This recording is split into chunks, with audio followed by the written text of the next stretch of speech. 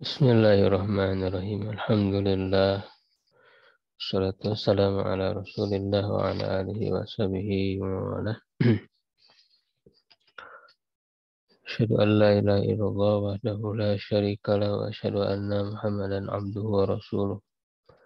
Alladzi la nabiyya ba'dah ma ba'du. Alhamdulillah wa sekalian, di pagi hari ini kita kembali berjumpa dalam kajian rutin, insyaallah melanjutkan ilmu suluk dari kitab Manhajul Qasid. Ya, insyaallah ilmu suluk ini tidak sulit dipahami ya. Kita bisa memahami ya poin-poin penting dalam suluk, dalam akhlak ya atau adab. Tapi yang lebih berat tentu mengamalkannya.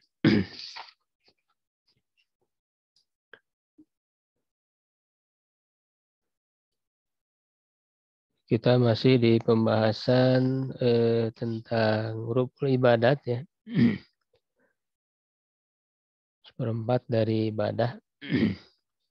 Ya, jadi yang dibahas dalam ilmu suluk ini ya, sebagaimana di kitab aslinya yaitu Ihya Ulumuddin, ada 4 bagian. Yang pertama bagian ibadah, lalu yang kedua bagian adab, kebiasaan sehari-hari ya, adab sehari-hari. Kemudian muhlikat ya, yang membinasakan ya, sifat tercela ya atau penyakit hati. Kemudian yang keempat al-munjiat atau munajjiat, yang menyelamatkan.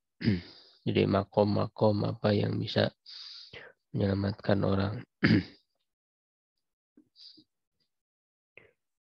Ya, jadi masih di rubul ibadah, tentang ibadah, yaitu membahas tentang sholat. Adab-adab di dalam sholat.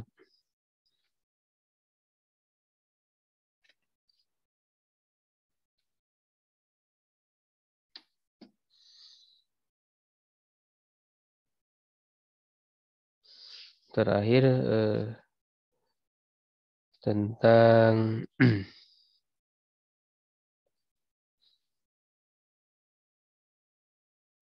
ya, ruh ya daripada sholat itu adalah niat ya, keikhlasan, khusyuk dan kehadiran hati ya.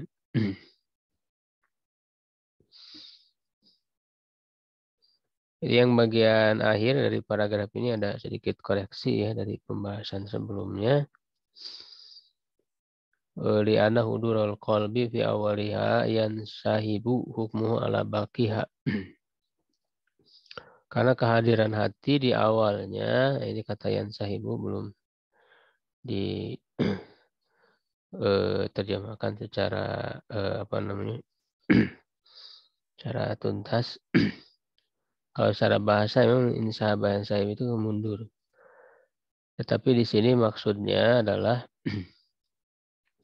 kehadiran hati di awal ya, karena ketika niat gitu ya, orang berniat dalam melakukan ibadah itu ada kesadaran dalam hatinya, misalnya dia mau sholat apa gitu ya.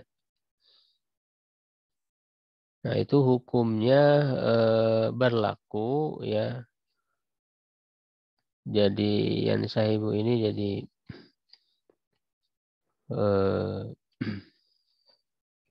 apa namanya,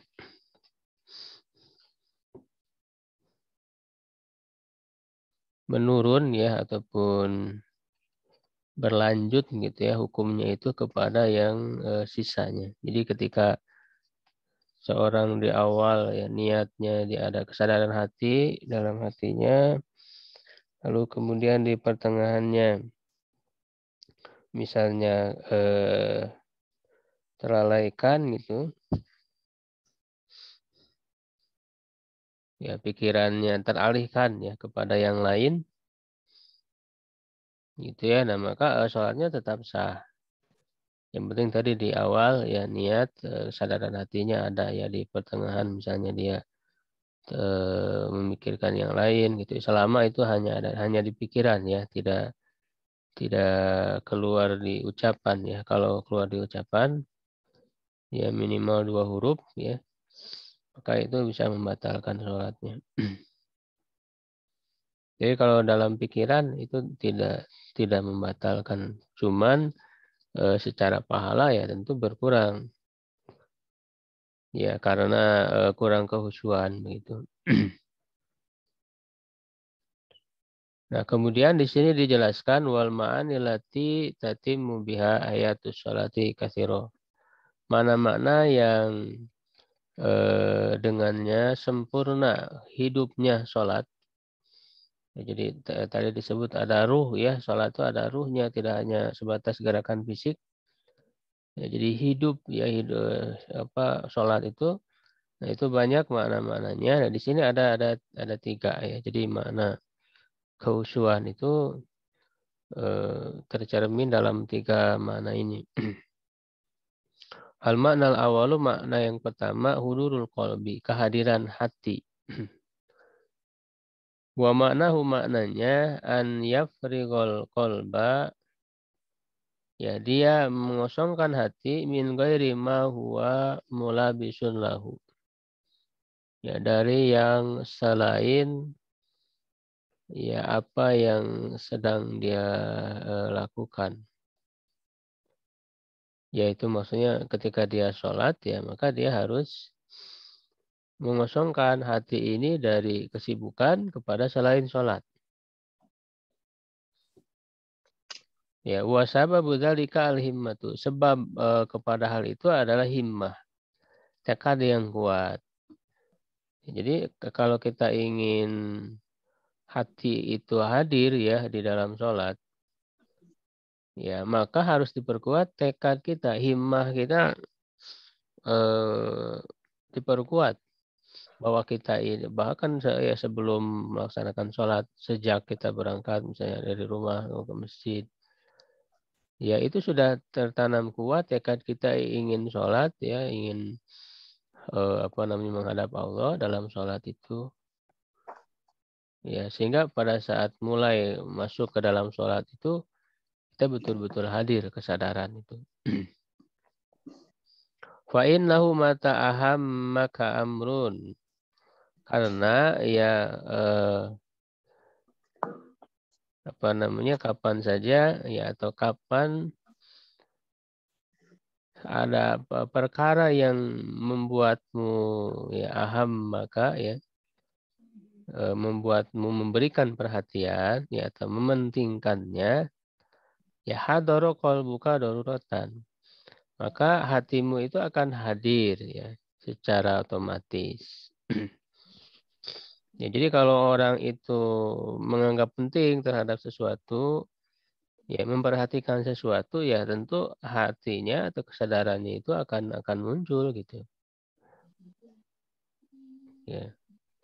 Gitu. Jadi jadikanlah sholat itu sesuatu yang sangat kita pentingkan, bahkan sangat kita tunggu-tunggu ya, untuk bermunajat, untuk menghadap Allah Subhanahu wa taala. Ya, sehingga pada saat sholat dilaksanakan itu hati itu betul-betul hadir ya. Fala ilajana, lalu bagaimana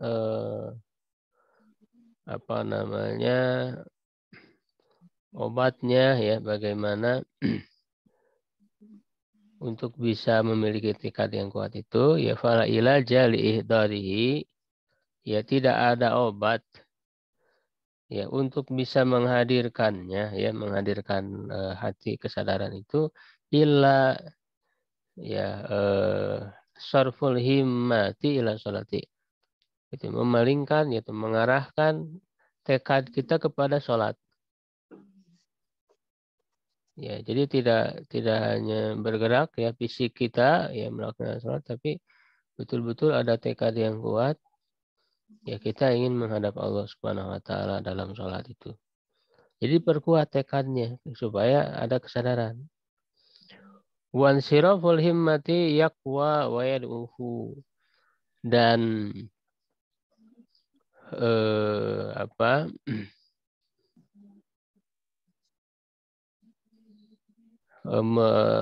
menujunya ya atau tertujunya tekad itu kuat dan lemahnya ya bihasbi kuatil imani bil akhirati wa ihtiqari dunya ya sesuai dengan kekuatan iman kepada akhirat dan merasa merendahkan dunia yang menganggap dunia ini rendah. Famata ra'aita qalbaka la yahduru fi shalah. Maka ya kapan saja kamu melihat hatimu tidak hadir di dalam sholat, fa'lam anna sababahu dhaful iman. Maka ketahuilah sebabnya adalah lemahnya iman, fajtahid fi taqwiyatihi. Maka bersungguh-sungguhlah dalam menguatkannya. Begitu. Jadi ini yang pertama ya. Jadi urutannya ketika orang ingin menghadirkan kesadaran ya hati di dalam sholat, nah itu sebab ya utamanya adalah kekuatan iman. Dari kuatul iman, kekuatan iman akan lahir himmah, tekad yang kuat. Dari himmah itulah kemudian orang bisa punya kesadaran kehadiran hati di dalam sholat. Ya, jadi perkuat iman. Ya, kalau lemah iman yaitu lalai. Ya, lalai bisa saja dia fisiknya bergerak sholat tapi kesadarannya tidak hadir ya dalam sholat. Dia berarti ada sesuatu yang lebih dia pikirkan, lebih dia pentingkan. Ya, selain daripada sholat. Nah, ini yang pertama. Yang kedua, al-ma'na tsani, makna yang kedua atafahumu li ma'nal kalam, memahami bacaan ya yang kita makna bacaan yang kita baca fa innahu amrun wara'a huduril qalbi, karena itu adalah perkara di luar ya atau di belakang, maksudnya di luar hadirnya hati. Jadi berbeda lagi ya, tadi ada kehadiran hati, nah sekarang ini pemahaman ya, akal kita yang memahami apa yang kita baca dalam sholat. Li'annahu rubbama kana al-qalbu hadiron ma'al lafzi dunal ma'na. Ya karena bisa jadi ya hati itu hadir bersama dengan lafaz ya, kita mengucapkan gitu, ada penghayatan bahwa kita sedang menghadap Allah Subhanahu wa taala gitu di dalam sholat itu. Bisa saja gitu ya. Nah, tetapi terhadap makna-makna yang dibaca itu ya bisa saja tidak memahaminya. Gitu ya. Fayan bagi sarful zihni ila idrakil mana. Maka selayaknya mengarahkan pikiran ya zihni kepada memahami makna. Begitu. Jadi ini setelah hadirnya hati ada kesadaran, maka berikutnya adalah berusaha memahami makna ya, makna yang kita baca ya dan menghayatinya. Ya, sejak kita mengucapkan takbir ya Allah Akbar, Allah yang Maha Besar, gitu kita paham itu apa yang kita ucapkan ya, bahkan sebetulnya itu mendorong kita untuk khusyuk, untuk fokus, karena ya ketika sholat itu ya kita mengakui bahwa hanya Allah lah yang Maha Besar, semuanya kecil, jadi perhatian kita semua beralih kepada Allah. Ya urusan dunia ya, masalah-masalahnya yang sedang kita hadapi itu kita anggap kecil semua. Ditunda dulu gitu ya.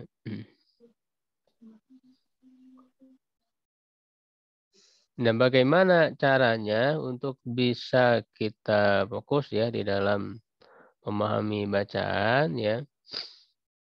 Bidap ilhawatiri syagilati waqat imawadiha. Yaitu dengan menghilangkan ya, menghalau ya pikiran-pikiran khawatir ya atau lintasan pikiran yang menyibukkan dan juga memotong ya ataupun menghilangkan mawadiha. Ya, apa namanya? Bahan-bahannya. Itu bahan-bahan yang bisa membuat pikiran itu beralih gitu ya, beralih fokus.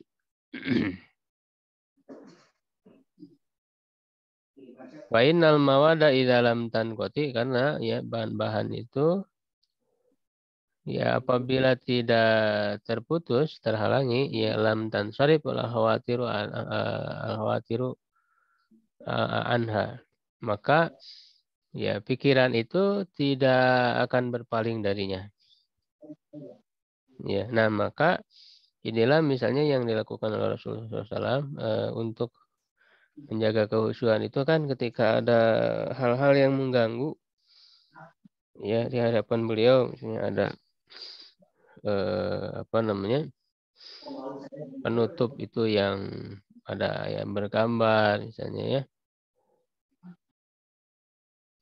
yang ada tulisan-tulisan, nah itu kan bisa mengalihkan perhatian gitu ya, bisa mengalihkan perhatian, itu sebisa mungkin dihindarkan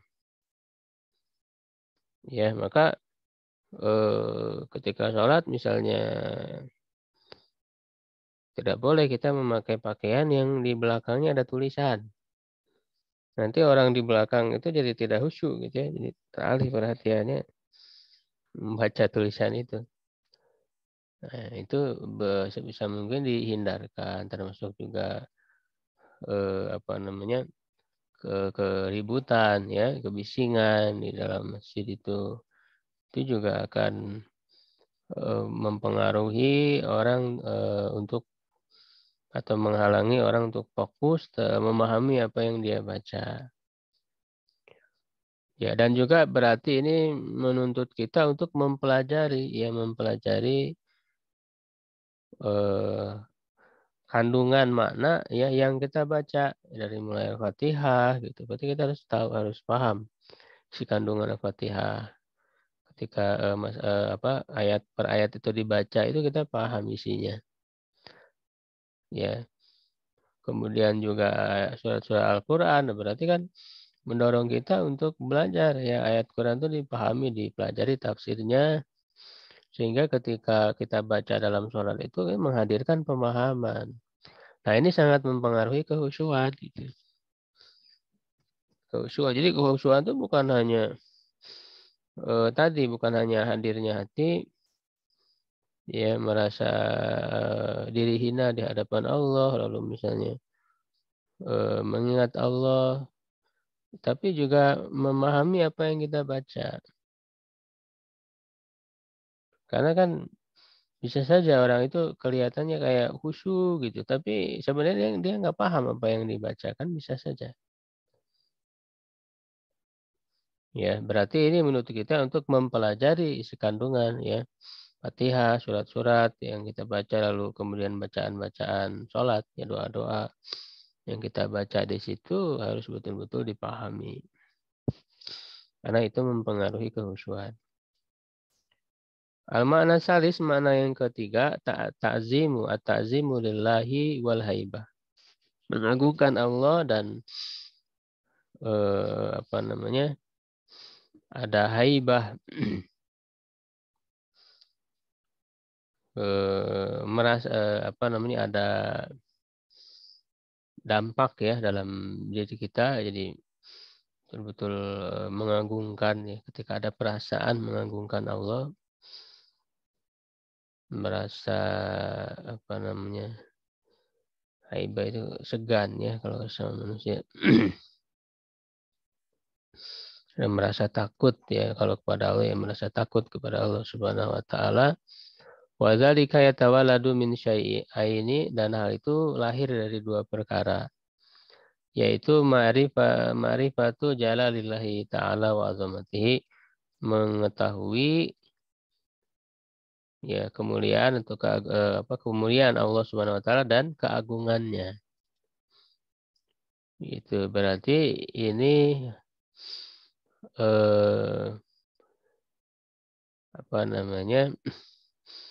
perlu mengenal Allah Subhanahu wa taala, mengenal keagungan Allah Subhanahu wa taala. Ya, merasakan bahwa Allah itu Maha Kuasa, ya. Maha Agung dengan sifat-sifatnya. Harusnya ke sana, ya. Jadi mengenal Allah itu harus timbul di dalam rasa. Ya, orang banyak sekarang membahas ilmu akidah hanya di pikiran gitu, hanya di pikiran, bahkan berdebat segala macam gitu, ya, tidak habis gitu, ya, perdebatannya, bahkan terkadang mereka memaksakan ijtihad yang dia ikuti kepada yang berbeda, ya, tidak mengakui ada perbedaan misalnya. Jadi dalam masalah akidah ini mereka hanya berkutat di pikiran. Ya, padahal dalam masalah akidah, apalagi tentang Allah Subhanahu wa taala, itu kan akal manusia sangat terbatas. Sangat terbatas sekali. Justru ayat-ayat ketika Allah Subhanahu wa taala memperkenalkan dirinya gitu, ya, dalam sifat-sifatnya, termasuk juga banyak dalam hadis-hadis Rasulullah SAW, itu kan tujuannya adalah agar memberi pengaruh ke dalam hati kita, ya, jadi timbul rasa pengagungan kepada Allah. Tidak terlalu jauh memikirkan bagaimana sifat-sifat Allah itu. Padahal kan jelas, ya, kita mengimani sifat-sifat Allah yang Allah sifati, ya, untuk dirinya, ya, semuanya tidak boleh kita menolak, tidak boleh kita menafikannya. Ya, adapun dalam memahaminya akal kita terbatas. Tidak, makanya bila kaib itu tanpa membayangkan. Ya sudah, terima saja, ya, tanpa membayangkannya dan tidak terlalu memikirkan hal itu. Justru yang lebih penting bagaimana dia berpengaruh ke dalam diri kita. Menggantungkan Allah Subhanahu wa taala, begitu, ya. Dan juga sebaliknya, wa ma'rifatu haqaratin nafsi, ya, mengetahui hinanya diri. Diri kita ini hina, ya, banyak dosa. Itu makanya kata Rasulullah, tuba liman syaghalahu aibuhu anu yubin nas. Bahagialah orang yang disibukkan oleh aib dirinya sendiri daripada sibuk memikirkan aib orang lain. Ya, jadi ketika kita akan soal itu betul-betul, ya, menyadari bahwa diri kita ini hina, ya, banyak dosa. Lalu kita betul-betul menginginkan ampunan dari Allah, rahmat dari Allah, gitu, ya, dengan sholat itu. Maka perasaan seperti ini akan melahirkan kekhusyuan di dalam sholat itu. Jangan sampai, ya, kita mulai masuk, ya, bertakbir Allahu Akbar, ya, tetapi masih ada perasaan sombong di dalam diri kita, ya, merasa paling hebat, merasa paling benar, ya, dan juga merendahkan orang lain, gitu, ya, padahal kita sedang mengakui bahwa Allah yang Maha Besar. Ya, maka seharusnya muncul perasaan bahwa diri kita ini hina, ya, di hadapan Allah. Bahkan juga sebetulnya diri kita tidak lebih baik daripada orang lain. Ya, jadi jangan bersikap sombong. Ini bahaya, ya, kesombongan itu. Wa annaha mustab'adatun, dan bahwa dia, ya, maksudnya jiwa, ya, atau diri kembali ke an-nafsu itu musta'badah.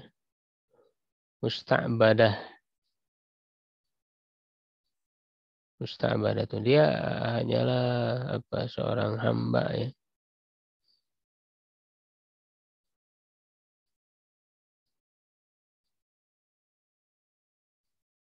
Musta'badatun atau dia diminta untuk beribadah, ya, kepada Allah Subhanahu wa taala, ya, untuk menjadi hamba, ya, menjadi hamba Allah Subhanahu wa taala. Maka lahir dari kedua ma'rifah ini al-istiqanatu wal khudu, ya, ketenangan dan juga kehidmatannya. Jadi tunduk kepada Allah Subhanahu wa taala. Jadi itu 3 makna kehusyuan ya, yang mencerminkan kehusyuan itu ya. Jadi yang pertama hadirnya hati, kesadaran hati, yang kedua memahami apa yang dibaca, dan yang ketiga merasakan keagungan Allah dan kehinaan diri. Wa alam anna ada as-salati bi hadhihi syurutil batinati sababun li jala'il qalbi minas sodai. Ya, dan ketahuilah bahwa pelaksanaan sholat dengan syarat-syarat batin ini, ya ini kan semuanya ada di batin kita ya, bukan hanya di fisik.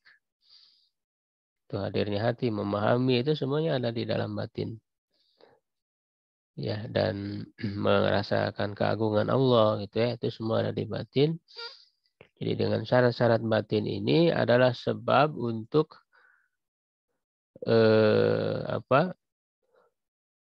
bersihnya ya, atau bersinarnya hati ya, dijalail qalbi minas sodai, dari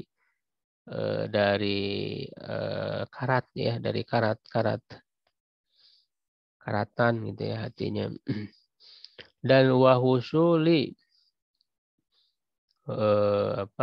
wahusulil anwari fihi, dan teraihnya cahaya yang ada di dalamnya, alati biha tatalammahu azamatul ma'budi, ya, yang dengan cahaya itu menjadi bersinar ya, tatalammahu memancarkan cahaya keagungan yang disembah ya, keagungan Allah Subhanahu wa taala yang diibadahi itu. Wa tatlu ala asrarihi, dan juga bisa terbit ya, atau menyinari kepada rahasia-rahasianya. Wa ma yaqiluha ilal alimun, dan tidak ada yang memahaminya kecuali orang-orang yang berilmu. Fa amma man qama bi surati sholati duna ma'aniha, maka siapa yang melaksanakan gambaran atau bentuk sholat ya tanpa makna-maknanya, fa inna la yatali ala syai'in min dalika, sungguhnya dia tidak akan mengamati tatariu itu mengamati ya, meneliti ya, tadi wa tatariu ala asrarihi, mengamati, meneliti rahasia-rahasianya.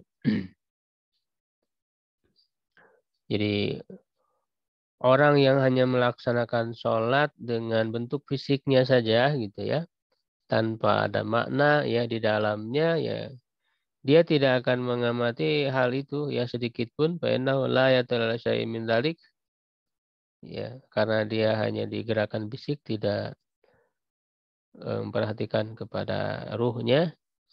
Ya, bal yunkiru judahu, bahkan ya bisa jadi dia mengingkari keberadaannya, mengingkari keberadaan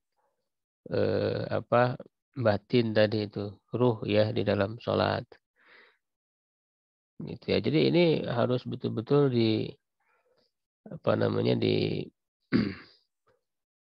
hadirkan ya, tidak hanya memperhatikan benarnya ya, pergerakan sholat itu kan dalam ilmu fikih, tapi juga dihadirkan ruhnya, yang itu merupakan ilmu suluk. Jadi antara ilmu fikih dan ilmu suluk ini dalam pengamalannya ya harus ada ya, harus seimbang, tidak boleh saling merendahkan ya.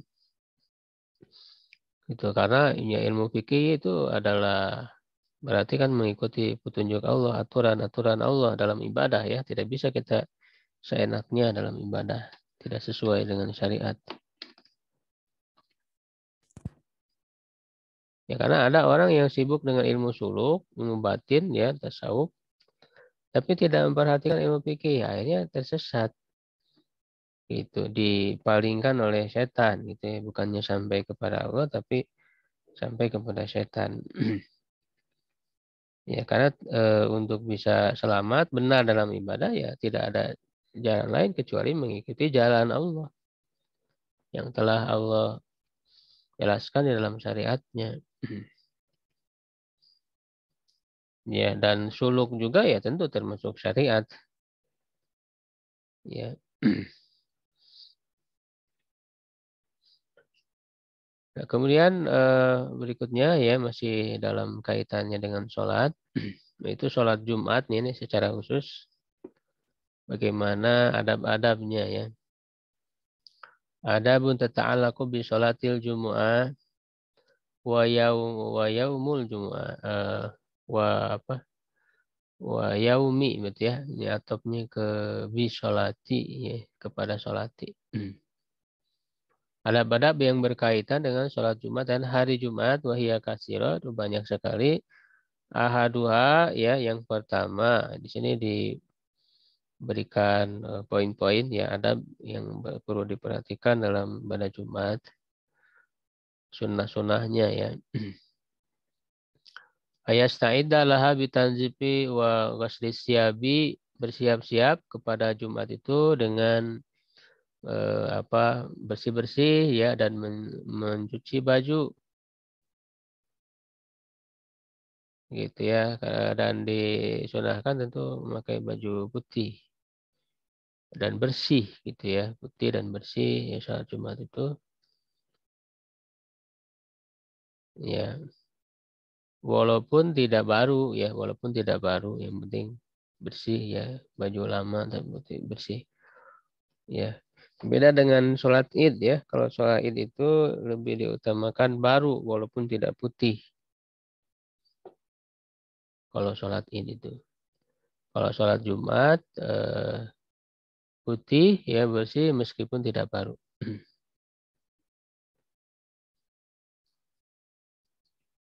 Asani yang kedua al-iktisalu fi yaumiha ya, mandi di hari itu, di hari Jumat itu. Wal afdal dan yang lebih utama an yakuna kubaila ya, dan yang lebih afdal itu mandinya itu kubaila. Kubaila itu mendekati ya, sebelum tapi dekat. Jadi sebelum rawah ya, rawah itu zahab ya, pergi. Rawah di sini artinya pergi, sebelum pergi ke melaksanakan sholat Jumat. Ya, itu karena kan itu mandinya itu bisa dihitung sejak terbitnya matahari gitu ya. Jadi sejak pagi ya itu sudah dihitung bisa untuk mandi Jumat. Ya walaupun ada perbedaan ya hukumnya apakah wajib atau sunnah. Mayoritas ulama mengatakan sunnah mandi Jumat ya, tapi ada juga yang mengatakan wajib.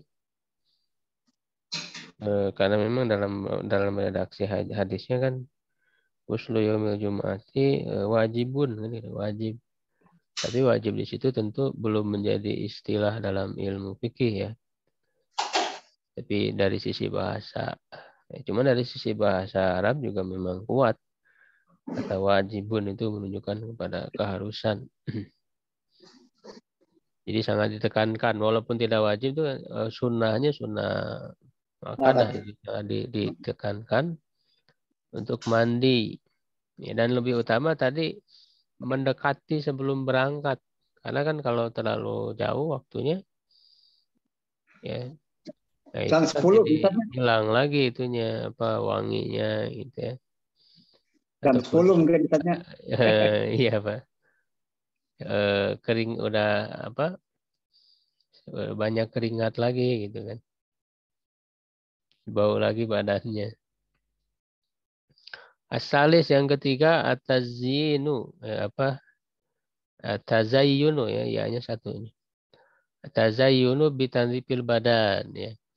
Memperindah diri ya dengan membersihkan badan, wa qasil azfari, memotong kuku ya, siwaki bersiwak, wa yatatayyabu, dan memakai parfum ya, minyak wangi, wa yalbasu ahsana siyabi, dan memakai pakaian yang paling bagus.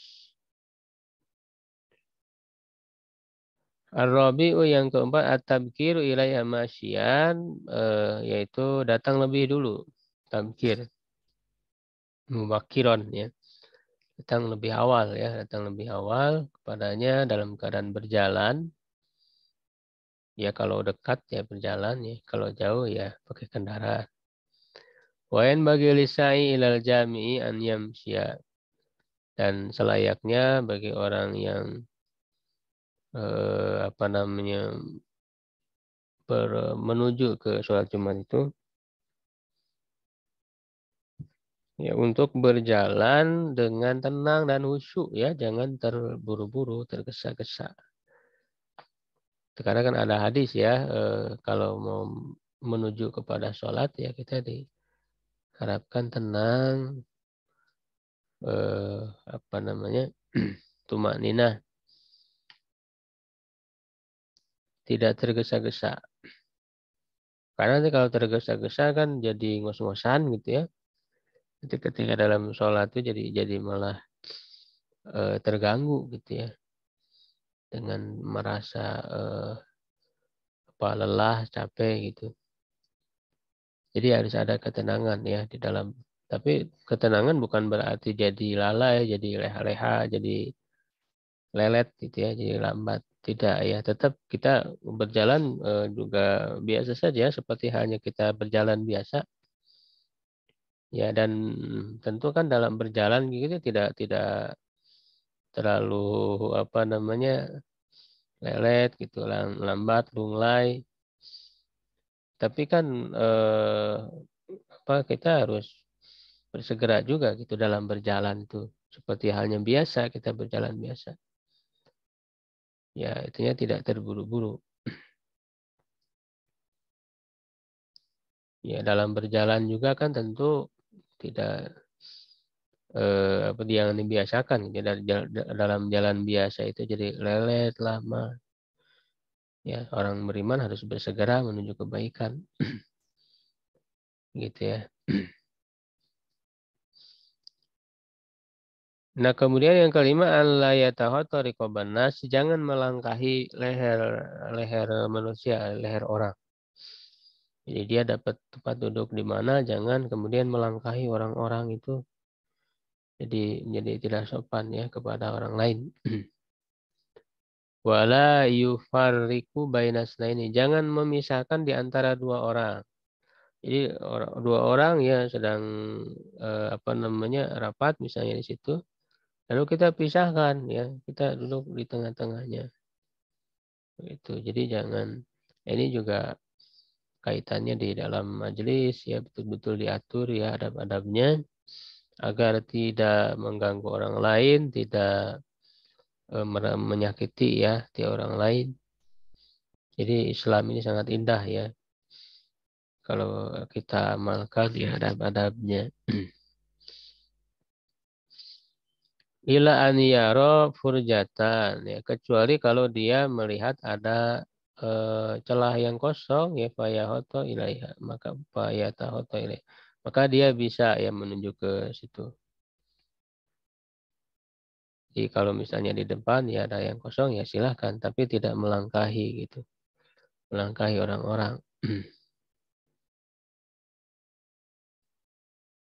Dengan penuh adab lah ya gitu ya.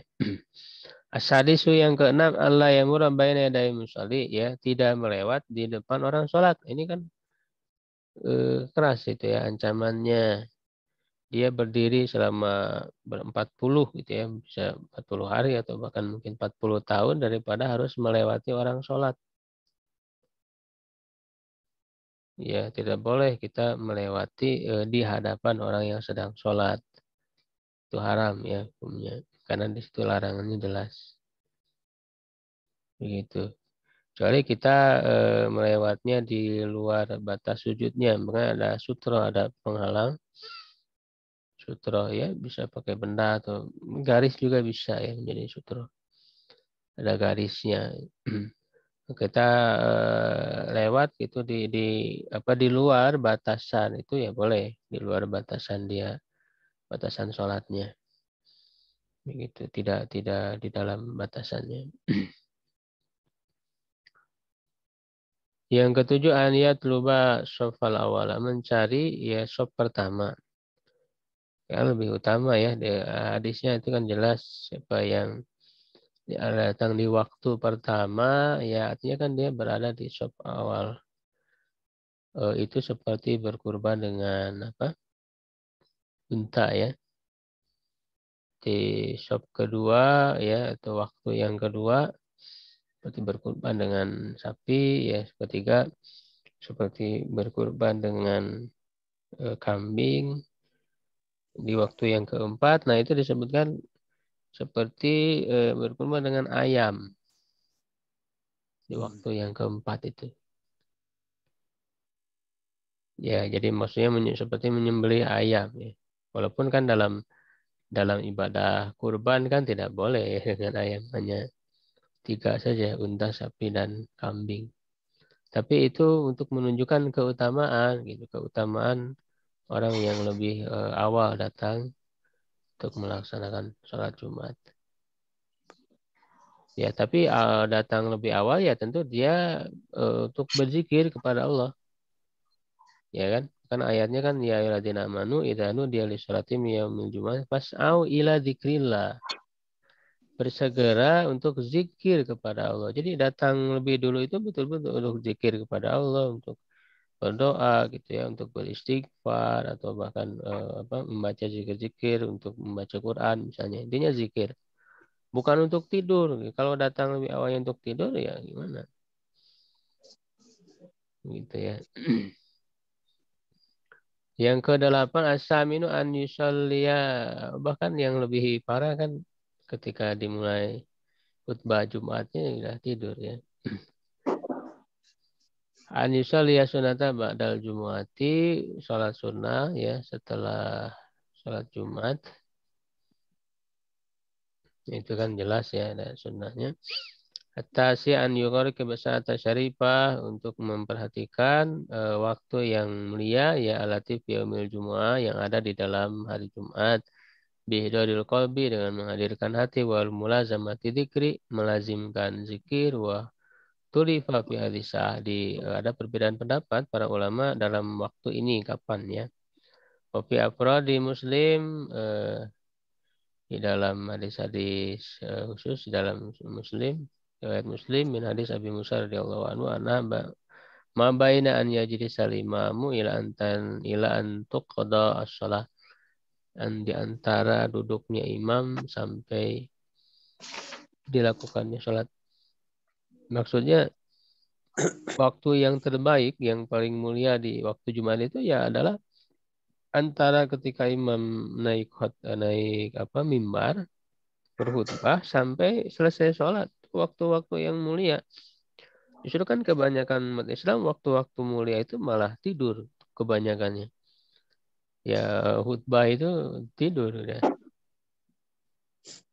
Ya bahkan orang yang nggak bisa tidur, punya penyakit nggak bisa tidur, ya ini apa namanya istilahnya, candaan begitu. Jadi ketika khutbah itu Jumat itu tidur, ya bisa tidur dia. Begitu. Nah itu dia artinya sangat rugi sekali karena kehilangan waktu istimewa yang harusnya dia mengingat Allah betul-betul, apa namanya, mengambil pelajaran dari khutbah yang disampaikan, begitu kan. Al-ashir yang ke-10 an yuksiro minas sholati ala Nabi SAW, memperbanyak sholawat kepada Nabi SAW bihadal yaumi, di hari ini. Bersolawat ya, mendoakan Nabi SAW ya, terutama ya itu dengan sholawat yang contohkan langsung oleh Nabi SAW ya. Apa ada sholawat Ibrahimiyah ya.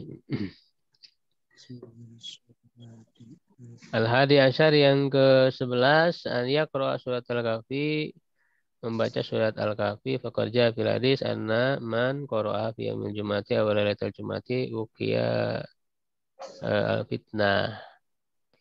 Siapa yang membacanya pada hari Jumat atau malam Jumat, dia dijaga dari fitnah, fitnatil qabri, Apa? Fitnah tuh ya. Fitnatul qabri, fitnah kubur. Walaupun ada di sini diperselisihkan hadisnya, ada yang mengatakan sahih, ada yang mengatakan ada kedoifan ya dalam hadis ini tentang baca Al-Kahfi ya pada hari Jumat itu. Ya apa namanya walaupun tidak Al-Kahfi ya sama dengan surat-surat lain yang membaca Al-Quran begitu. Ada kelemahan ya di dalam hadisnya itu tentang baca surah Al-Kahfi itu. Karena lebih baik kan kita tidak hanya misalnya membaca Quran hanya Kahfi saja gitu cuma tidak hari-hari yang lain tidak. Justru harus menjadi apa rutinitas menjadi wirid baca Quran itu tiap hari. Termasuk tentu ketika di hari Jumat kita membaca Quran ya ada keistimewaan yang lebih.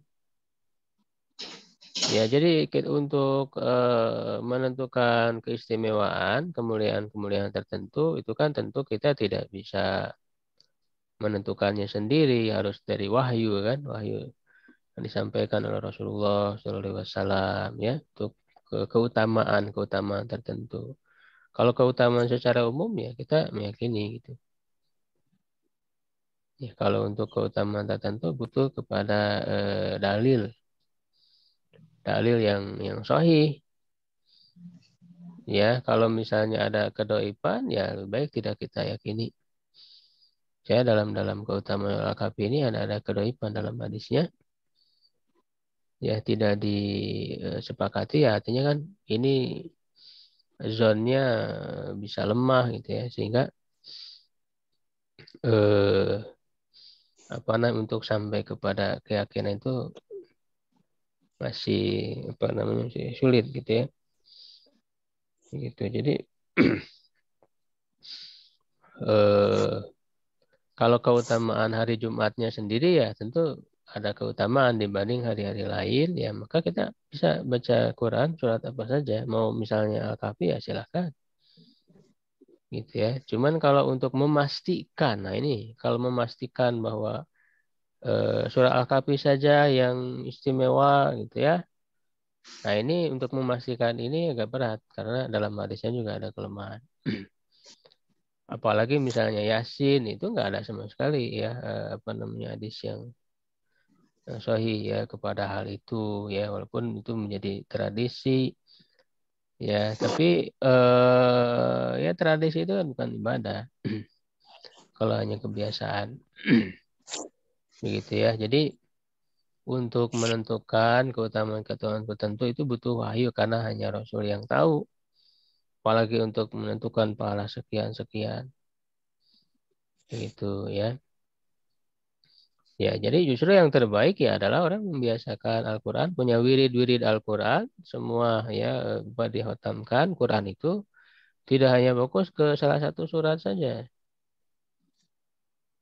ya, dan juga dipelajari isinya, kandungannya ditadaburi, jangan sampai kita baca terus satu surat tapi nggak paham-paham isinya itu kandungannya, ya, gitu itu nggak benar juga. Jadi jadikan Quran itu sebagai panduan hidup, sebagai wirid ya setiap harinya.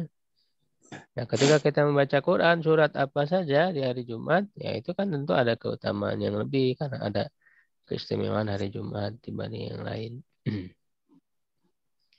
Wa yustahabu an yuksiro min qiraatil Qur'ani fi yaumil Jum'ati dan dianjurkan untuk memperbanyak membaca Quran di hari Jumat. Nah, ini ya. Wa an yahtima fihi au fil laitaini in qadaro ya. Dan dia menghatamkan padanya dan pada malam harinya ya jika dia mampu. Ya salafus saleh itu kan diceritakan mereka menghatamkan ya rata-rata dalam dalam satu pekan ya khatam Quran dalam setiap pekan tuh ya bahkan dalam apa namanya hadisnya juga itu ada ya disebutkan dalam 7 hari itu dan ini menjadi kebiasaan para sahabat ya Gitu. Paling maksimal mungkin 3 hari ya secara ini. Tapi bisa juga kalau misalnya mampu seperti yang dilakukan oleh Utsman bin Affan itu 1 kali ya, dalam 1 rakaat ya, saat malam tuh khatam semua Al-Quran. Ya, jadi di sini tidak ada keutamaan khusus, ini hanya anjuran saja untuk menghatamkan di hari Jumat ya, tidak harus di hari Jumat. Ya, bisa saja kita memulai ya Jumat, Kamisnya misalnya khatam ya, menyelesaikan di hari Kamisnya seperti yang dilakukan oleh Utsman bin Affan itu ya, dari riwayatnya. Asani Asyar yang ke-12 an yatasodaq fi yaumil Jumat bima amkana, bersedekah di hari Jumat sesuai dengan kemampuan, wal takun sedekatu harijal masjid, dan hendaklah sedekahnya di luar masjid.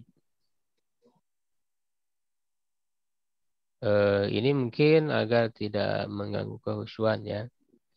Ini bukan suatu kewajiban, tapi ini untuk menjaga ya kehidmatan di dalam melaksanakan untuk memperhatikan khutbah Jumat gitu ya, walaupun sebenarnya tidak mengapa, ini hanya untuk menjaga saja. Jadi kelilingkan gitu ya kotak infak itu ya, selama dia tidak lalai dari mendengarkan khutbah ya tidak mengapa, karena kan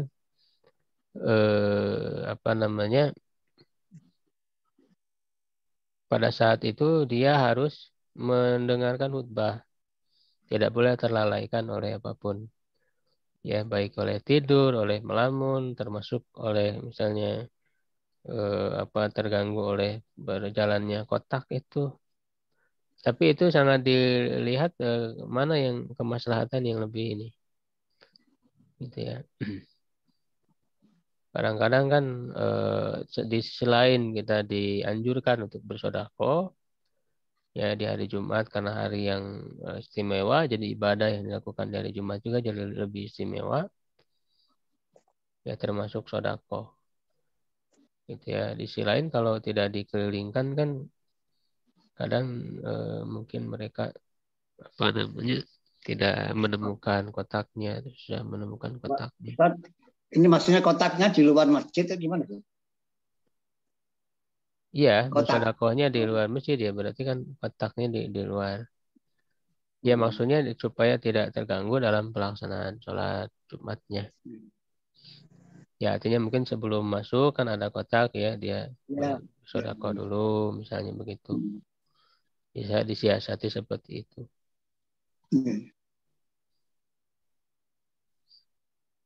Tapi kalau misalnya khawatir kalau simpan di luar nanti ada yang ngambil. Ya itu kan gimana, ini aja lah pengaturannya. Karena tujuan ininya, maqasidnya itu adalah agar ketika dalam khutbah itu tidak terganggu gitu aja sih sebenarnya. Asalisu asyar, yang ke-13 yang terakhir, yustahabu an yaj'ala yaumal jum'ah li amalil akhirah.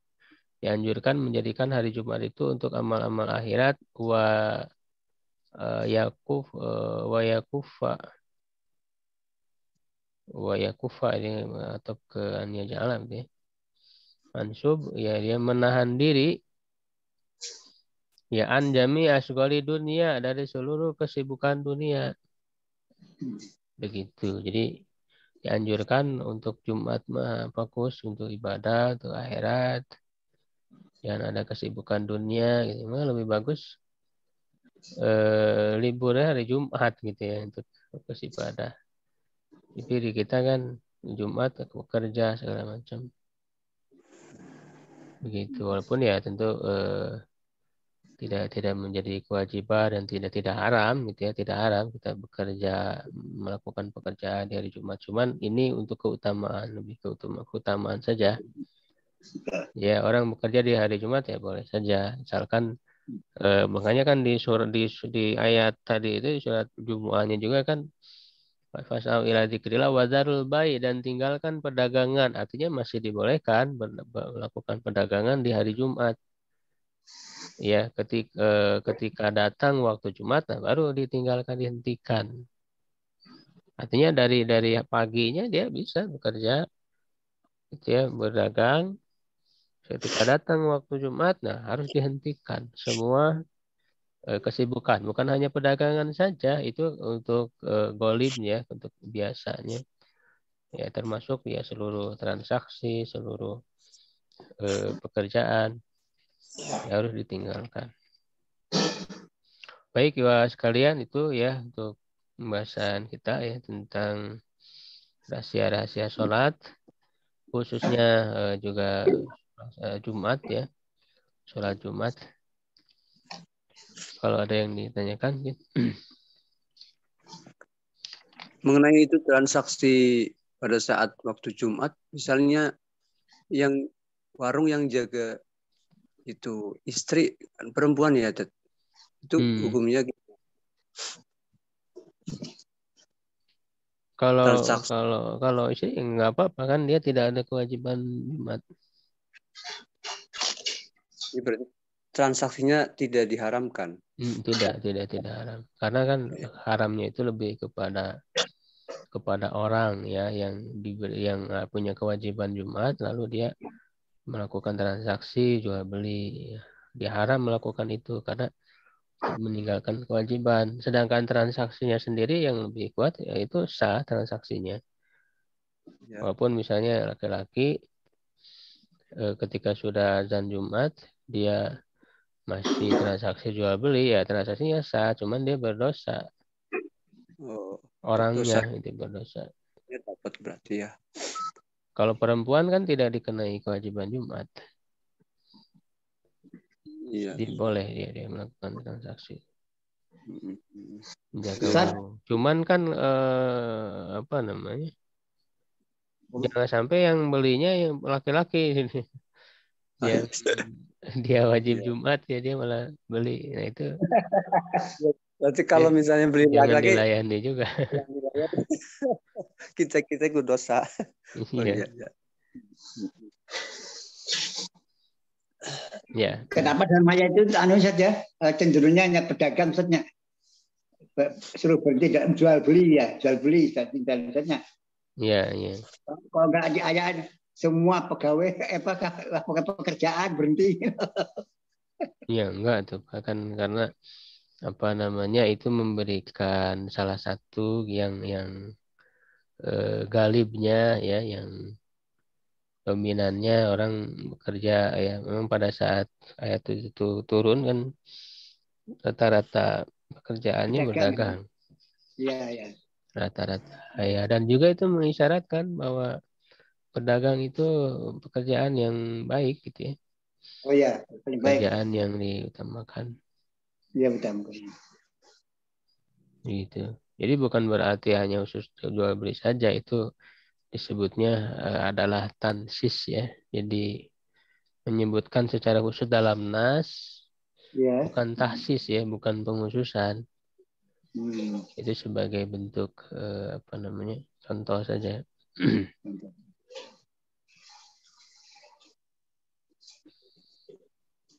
Baik, kita cukupkan untuk pembahasan pagi hari ini ya. Syukron ala itimikum. Qulu qouli hadza astaghfirullah li wa lakum. Assalamualaikum warahmatullahi wabarakatuh. Waalaikumsalam warahmatullahi wabarakatuh.